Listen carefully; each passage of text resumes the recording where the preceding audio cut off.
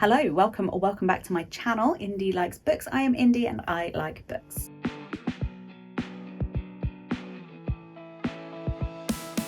Today we're going to be going through my 20 in 26. I know most people do 26 in 26, but when does it stop? And I'm already doing 2 book bingo challenges which have got 25 book TBRs.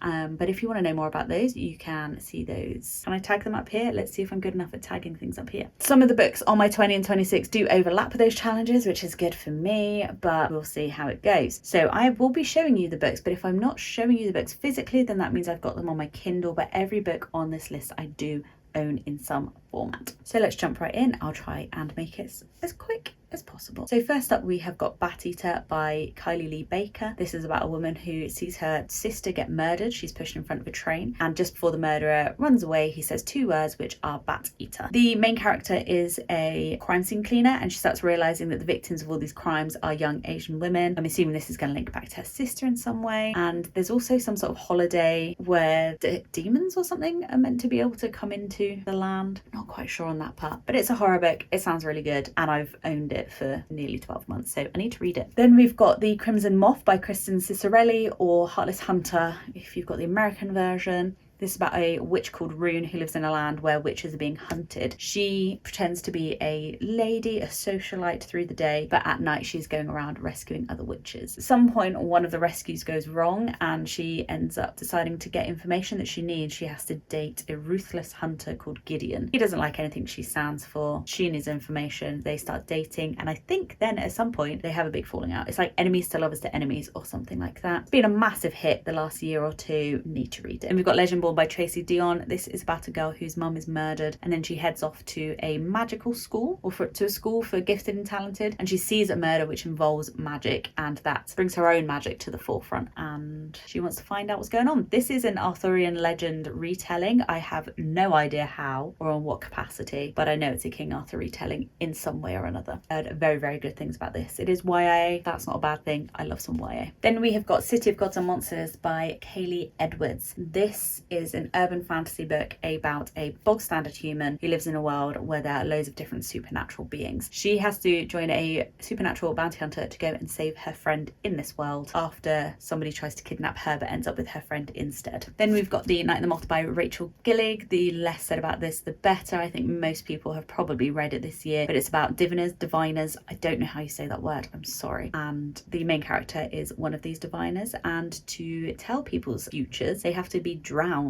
and almost die. There are a group of them. They're her sisters. One by one, they all start disappearing. There is then a knight who doesn't really believe in her powers, but she somehow persuades him to help her find out what's happening to her sisters. This is the first in a series, a trilogy, duology, not sure, but it's the first of some amount, by Rachel Gillig. It's been very hit and miss. Some people have loved it, some people have not enjoyed it as much as her Shepherd King duology books. Then we have got One Dark Window by Rachel Gillig. So this is the first one in the Shepherd King duology. I have only put first books on this 20 in 26, despite the fact that I own multiples of a lot of these series, but whatever. This is about a woman who has got a voice in her head which she calls the Nightmare. The main character then bumps into a highwayman, and somehow they end up having to protect a town from something evil, and the monster inside her might just help. We have then got Shadow of the Gods by John Gwynne, and I have got this stunning special edition that my work bought me. I do have it on Kindle as well though, and I probably will read the Kindle version because this is quite large and I don't want to damage it, basically. This is the first book in the Bloodsworn saga. It's a Norse mythology fantasy. There's obviously dragons in it, and it's about 3 different women. It's based in a land where the gods fought to their death or extinction. I think they must still be around somewhere. But it then follows 3 female warriors. You've got a thrall, a huntress, and a noble woman, and it's about them fighting under the shadow of the gods. Now the gods have gone, and achieving something. I just really want to read some John Gwynne books. They all sound really good, and they seem like a good place to start. We have then got Assassin's Apprentice by Robin Hobb. This is quite a large undertaking. It's the first one in, I actually don't know how many. This is the first trilogy. It's a bit like the Brandon Sanderson Cosmere, where there's lots of different trilogies, duologies, whatever, all based in the world. This one is based based on a character called Fitz, who's a young boy and the bastard of the prince, I believe. He is raised in the castle but in the stables because they despise his existence, basically. For him to be useful to the family, he is trained as an assassin, but the tutor who is training him is actually affiliated to a different political faction, so Fitz needs to survive. I'm assuming he does because it's a trilogy, and then I think there's a second trilogy based on him as an adult, so spoiler. Then we have Godkiller by Hannah Kaner. I basically wanted this book because it is beautiful, as are the two others in the trilogy. Just the most gorgeous covers ever. This one was bought for me by my lovely friend Catherine, hence there being an Amazon slip falling out of it right now. This is about a character called Kissin. She is a god killer. Her family were killed by the gods. Now the gods are meant to be extinct, but they are still walking around. She hunts the gods, but she comes across one that she cannot kill because his soul is bonded to that of a human girl. To try and figure out a way to maybe kill this god or separate the souls, she ends up going to the city of the gods where the last wild gods live to ask for help. But obviously she's a god killer, so how's that gonna work? I don't know. I'll read it and find out though. And then next we have Defy the Night by Bridget Kemmerer. This is set in a fantasy world where there isn't magic, so I'm really intrigued to see how that works. But there is some sort of sickness that's killing everybody, and only the elite and the rich can afford to have the cure. Maybe not a cure, maybe just medicine that keeps them healthy and alive. But our main character realizes the only way to stop this sickness completely is to kill the king, so that's what she's going to try and do. There's 3 or 4 books in this series. I think they're all out now. They've all got fantastic covers as well. Looks like a good one. And then switching it up from the fantasy for a bit, we have got The Dead Zone by Stephen King. I wanted to try and read more Stephen King. Bought this back in March. I've not read it yet, obviously. This is about a man who wakes up from a 5-year coma and realizes he can see people's futures when he touches them. People think it is incredible. He thinks it's a curse. The woman he's in love with is marrying someone else, and he shakes the hand of a politician and sees something he really doesn't want to see. So he now needs to decide if he's going to try and change the future or not. And then we have got The Good Samaritan by John Mars. This sounds fucked, if you ask me. My mum used to be a Samaritan, so I think that's why I find this so disturbing. But if you don't know what the Samaritans are, it's a place that people can call when they're feeling down, suicidal, upset, and they just need someone to talk to. This is about a Samaritan who goes out of her way to make people's days worse, and I think encourages them to themselves. But someone has finally figured out what she's doing, and her little evil plan is falling down around her. And John Mars wrote some of my favourite books of this year, so I'm really excited to read more of his books, and I should have added him to my backlist in my journal actually, because I would like to read pretty much everything he's written. Then we've got Circe by Madeline Miller. I have not read any of her books. I've not read Song of Achilles. I do now own Song of Achilles, but I did write this list before I owned it, but it came up in the cheap deals on Kindle. So this one's on my list. Song of Achilles isn't, but I am going to try and read both, I think. But this follows the story of Circe, who is a witch and born to the gods, but when they realise that her witchcraft is a threat to them, she is banished to an island. And then Odysseus turns up and she'll do anything for him. I'm not very good at my Greek mythology, but I want to get better. So excited to read this. Not sure if I'm ready for the emotional turmoil that might come from this. I don't think this is as emotional as Song of Achilles, but I don't know.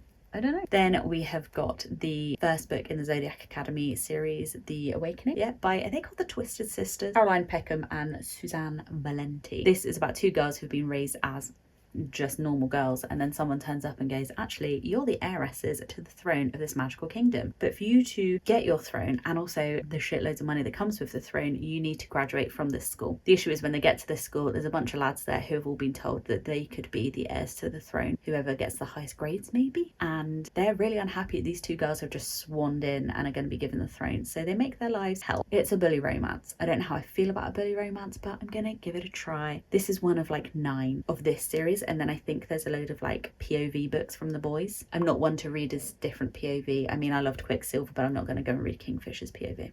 But we'll give it a try. This one is very much a, I don't know if I'm going to love it or not. I think it's meant to be trashy, and I like a bit of trashy, but we'll see. Then we've got Lady of Darkness by Melissa K. Rurick. So it's about a girl who has got 2 sisters. Their parents are dead. They're owned by an assassin, and they're a real dangerous trio. But one night, our main character finds herself locked away by some noble lord. To get out of being a prisoner of this lord, she's offered a job. If she completes the job, then she's allowed to go and seek revenge on the Fey Fire Prince who killed her mother. But her plans are put on hold when children start going missing, and she wants to figure out what's happening there and to try to save any more children from going missing. This is where I messed up on my physical 20 and 26, which is hidden just here in my journal. I accidentally put Iron and Embers on the list, but it should have been Blood and Steel because this is the first saga. There's 4 of them, whereas Iron and Embers is from the second trilogy, and I need to read this one first. This is about a woman who wants to become a warrior. However, in her world, warriors aren't allowed to be women. But she's only got 3 years left to live, so she's going to do whatever the hell she can to make sure that she can become a warrior. Obviously, there's men around her that are very put out by the fact that there's a woman who's probably better than them and make her life hell, and that's all I know. But I have heard excellent things about this saga. And then we've got Phantasma by Kaylee Smith. But basically, the main character needs to go and complete these trials to protect her sister or save her sister. This is one of those books that everybody has read in the last 12 months and I haven't, and therefore I need to get to it. And next we have got Diabound by Sable Sorensen.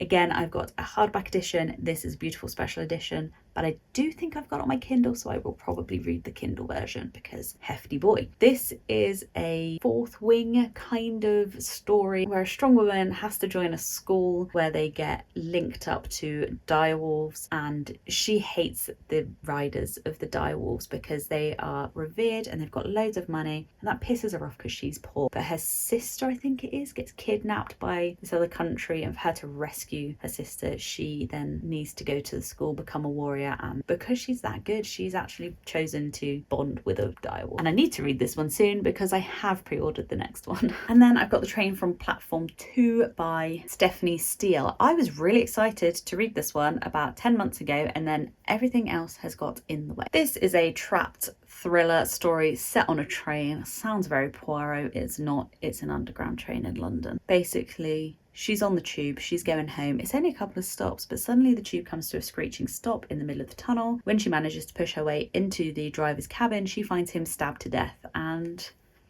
all hell breaks loose. I'm very excited. I like these kind of horrors. Bring it the fuck on. And finally, number 20 on my list is Butcher and Blackbird. Now again, this is another one that everyone has been obsessed with this year. I think there's been 2 more that's come out since this one. It's by Bryn Weaver, and I need to get to it. It is a dark romance. I've never read a dark romance, but I think this is like an ease you into the dark romance genre kind of dark romance. It's about 2 serial killers and they're in love, they're screwing, I don't, something. But I've heard people love this one. I have heard the next 2 aren't so great, so this might just be a one and done job. I'll read this one and not the rest, but we'll see. But there we go, that is my 20 in 2026.